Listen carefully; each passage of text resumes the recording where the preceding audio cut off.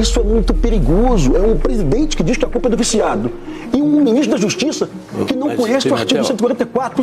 Isso é um perigo que você não imagina. Mas duas questões. Bom, primeiro é a obrigação de dizer que na frase seguinte, aliás, na hora seguinte, o presidente disse que foi uma frase mal colocada. Ele se explicou. Os usuários.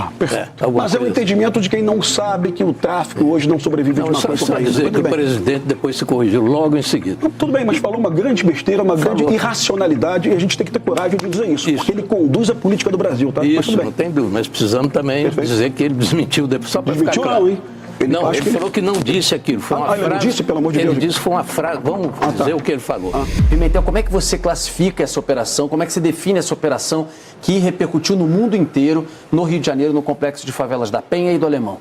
Certamente foi a maior ação contra o Comando Vermelho na história do Rio de Janeiro.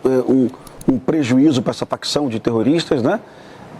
Eu não chamo de sucesso, logicamente, em função da questão da morte dos camaradas policiais, do BOP e da Polícia Civil, mas no que se refere a impacto na facção e também na tentativa de se recuperar o território, é um sucesso sim. Foram várias lideranças presas, mortas, centenas de fuzis que matariam pessoas recolhidos e apreendidos. Então, o impacto dessa operação nós vamos perceber ao longo dos próximos meses. No que se refere à redução das invasões às favelas rivais, isso é redução de morte, a redução do roubo no entorno do Complexo do Alemão, porque a facção está enfraquecida, mas eu lamento que o complexo não esteja ocupado hoje por forças federais, porque deveríamos ter um aproveitamento do êxito. O presidente Luiz Inácio Lula da Silva deveria oferecer uma força federal, nível brigada, 3.000 homens, para ocupar o Complexo do Alemão, para que daqui a 120 dias a Polícia Civil, o BOP, não fossem obrigados a retornar naquele bunker, né, para tentar prender de novo essas lideranças que espalham o terror pelo Brasil. Pimentel, de fato, o bom senso, até sem conhecimento técnico, sugere que depois desse resultado que se conseguiu ali, uma ocupação das forças do governo, seja estadual, seja federal e tal, seria o passo seguinte. Esse passo poderia ser dado só pela Polícia Estadual ou ela sozinha não poderia fazer isso? Outra pergunta, já não chegamos ao ponto em que está muito claro que só a Polícia Estadual é pouco para enfrentar toda essa força que está criada ali naquelas regiões? Não se trata mais, Fernando, de polícia e ladrão. Se trata de um conflito armado não internacional. É uma verdadeira guerra civil, mas o termo técnico hoje seria um conflito armado não internacional. Guerra irregular. É uma guerra irregular, onde bandidos, num nível de combate de intensidade, média intensidade, né, com muitos fuzis, tomam o controle de um território por 2 décadas, 20 anos, afrontam o poder estatal, o Estado Democrático de Direito, fazem os moradores reféns, impõem uma ditadura local.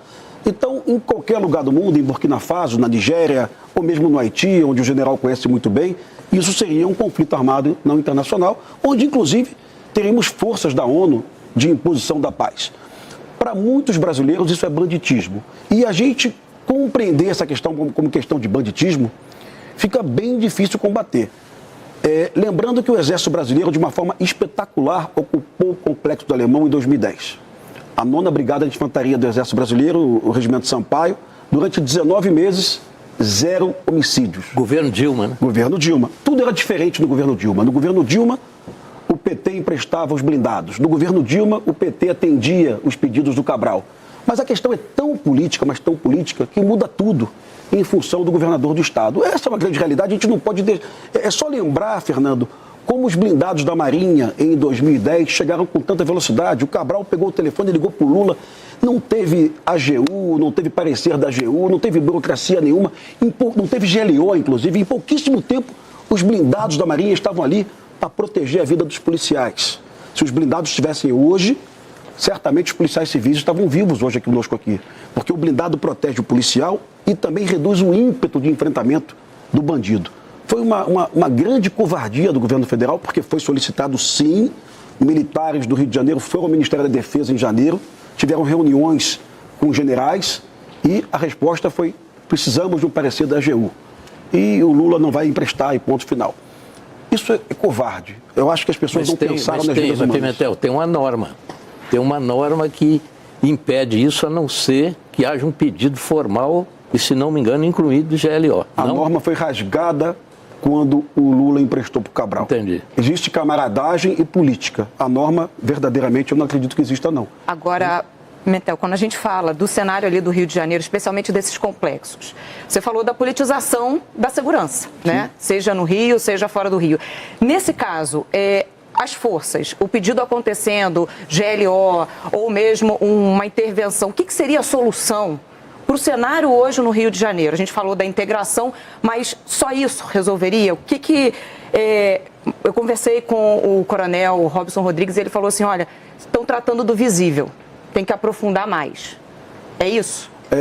O Exército Brasileiro ocupou o Alemão em 2011, como eu falei para o senhor, e também, Thaís, e o Exército Brasileiro ficou lá 19 meses, mas não conseguiu mandados de busca e apreensão para recolher os fuzis escondidos em casas, em paióis, né? Imagina uma força federal de 3 mil homens ocupando o Alemão sem poder fazer vasculhamento. A legislação brasileira não ampara mandado de busca e apreensão coletivo. É algo bom, inclusive, né? Para que o Estado não entre na sua casa a qualquer momento. Mas para combater o Comando Vermelho, isso não funciona mais.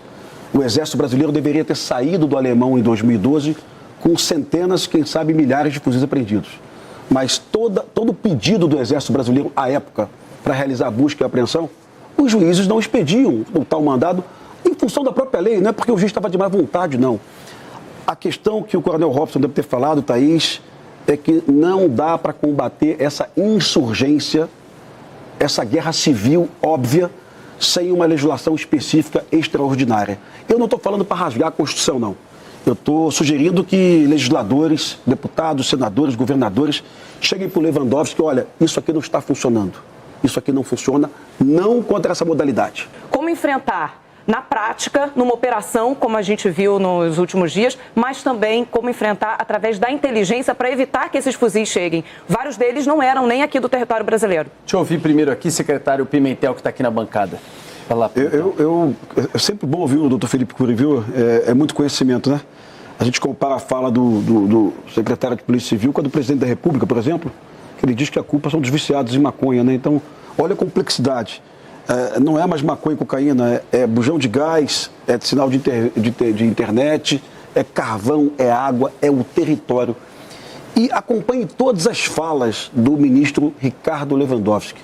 Ele nunca fala sobre isso. Ele não fala sobre barricada e ele não fala sobre território. Parece verdadeiramente que o governo federal desconhece o que acontece no Brasil. Vou dar um exemplo agora do Ceará. Hoje a Polícia Militar do Ceará matou 7 bandidos do Comando Vermelho. Parabéns à Polícia Militar do Ceará. Os bandidos do Ceará estão expulsando os moradores de casa. A gente chama isso de êxodo urbano, deslocamento de guerra. É uma tragédia humanitária. Isso acontece normalmente em Alepo, na Síria, em guerra civil. Você expulsa as pessoas de casa para dominar o território, espalhar o terror. Um jovem de 15 anos, um bandido, ele picha na sua casa, vaza, e você é obrigado a sair. E a Polícia Militar do Ceará fornece uma viatura na sua casa para facilitar a sua mudança. A mesma polícia que te ajuda a sair de casa com segurança, ela não está lá para garantir a sua permanência. Você nunca viu, Thaís, Ricardo Lewandowski falar sobre esse assunto. Essa é a maior vergonha do Brasil hoje, tragédia humanitária. E não são 10 famílias, são centenas de famílias, não só no Ceará, também na Bahia. Então, me parece que esses governadores do PT, principalmente Jerônimo, que está fazendo um trabalho bom na repressão, viu? Na Bahia, e também o Eumano, que também está se empenhando, são as polícias hoje mais combativas do Brasil, Ceará, né? Estão se empenhando. Me parece que esses governadores vão acordar em algum momento e vão dizer para o Ricardo Lewandowski, não é assim que funciona, não é com desencarceramento, sabe? Vocês não estão entendendo o que está acontecendo no Brasil. Qual é a dinâmica verdadeira do perigo que o doutor Felipe Cury disse. O modelo do Rio de Janeiro está se espalhando pelo Brasil de forma muito rápida. O Comando Vermelho está em quase todos os estados, acho que em todos os estados hoje, né? Essa é uma realidade perigosíssima e é soberania nacional, sim. E com a normalização do uso de armamento pesado. Thaís, o drone no mundo, todo mundo acha que a primeira guerra que ele foi usado foi no conflito do Azerbaijão com a Armênia. Muita gente acha que foi na guerra da Ucrânia com a Rússia. A primeira utilização de drone em combate no mundo foi o 3º Comando invadindo a Cidade Alta, Comando Vermelho, em 2017. Foram 12 drones usados pelo Peixão para identificar as posições. Aquilo deveria dar um sinal para a gente. Lembrando que a pista do aeroporto do Galeão fica muito próximo do Complexo do Alemão. Uma ação de terror no Galeão é razoável, é possível. Lembra que em 2002 o Comando Vermelho, na gestão da Benedita da Silva, atacou 5 escolas municipais, metralhou a fachada, atacou o Palácio Guanabara, colocou uma bomba no Shopping Rio Sul. Você lembra de tudo isso? Sim. Naquela época, lideranças da esquerda do Brasil afirmavam categoricamente que aquilo era terrorismo. Hoje mudou tudo. E no governo da Benedita, o número de mortes. Sim, até peço... Parece que foi, não tenho certeza, estou te perguntando. Foi maior do que agora, do governo Cláudio? O dado do ISP, eu até informei esse dado errado e vou corrigir, porque eu tenho obrigação de corrigir. Porque eu tenho 2 dados distintos, ISP e DataSUS. Eu utilizei o dado que não era do ISP. O dado do ISP foram 900 mortes no ano de 2002. Muito superior à gestão do governador Cláudio Castro. São 600 agora? Foram 669. E muito superior também à gestão do Antônio Garotinho, que passou o governo para ela. Então, diferente do que a Benedita disse numa coletiva, que a polícia dela planejava e não matava, nenhum jornalista, lamentavelmente, levantou a mão e disse para ela, olha, calma aí, não é o que diz a Folha de São Paulo aqui. A Folha de São Paulo, em 2002, a matéria, disse que o seu governo foi o que mais matou civis. Mas, infelizmente, alguns jornalistas não estão se aprofundando no tema. Assim como, Thaís, um belo dia o Ricardo Lewandowski disse numa coletiva que segurança pública é obrigação exclusiva dos governadores. Ele disse isso e você pode checar. Bom, pega o artigo 144 da Constituição Federal. É obrigação e dever de todos. O governador não conhece, o Lewandowski, que foi ministro do STF, não conhece a Constituição Federal. Isso é muito perigoso. É um presidente que diz que a culpa é do viciado. E um ministro da Justiça que não conhece o artigo 144. Isso é um perigo que você não imagina. Mas 2 questões. Bom, primeiro é a obrigação de dizer que na frase seguinte, aliás, na hora seguinte, o presidente disse que foi uma frase mal colocada. Ele se explicou com os usuários. Perfeito. Então é bom dizer isso. É bom por uma questão objetiva. Perfeito. Tá bom. Perfeito. Era uma questão com a Venezuela, né? Mas é o entendimento de quem não sabe que o tráfico hoje não sobrevive de maconha e cocaína. Dizer que o presidente depois se corrigiu logo em seguida. Não, tudo bem, mas falou uma grande besteira, uma grande irracionalidade e a gente tem que ter coragem de dizer isso. Porque ele conduz a política do Brasil, tá? Isso, não tem dúvida. Mas precisamos também dizer que ele desmentiu depois, só para ficar claro. Não, hein? Ele falou que não disse aquilo. Foi uma frase, ele não disse, pelo amor de Deus? Ele disse que foi uma frase, vamos dizer o que ele falou. Foi uma frase mal colocada. Tá bom, perfeito. E é isso, ele se explicou. Perfeito. Só para dizer, deixar claro. Mas, talvez pressionado pela mídia, viu? Eu não sei, mas a mídia está aí para isso, para pressionar mesmo. Talvez. Mas talvez o pensamento dele realmente ache que a culpa é do maconheiro, né? Mas tudo bem, mas ok. Só para ficar claro. Mas a questão é a seguinte: como enfrentar esses grupos organizados, que hoje não são grupos organizados, é uma grande força organizada que tem uma presença militar importantíssima, muito bem organizada, né, muito bem disciplinada, inclusive no sentido nacional e no sentido internacional.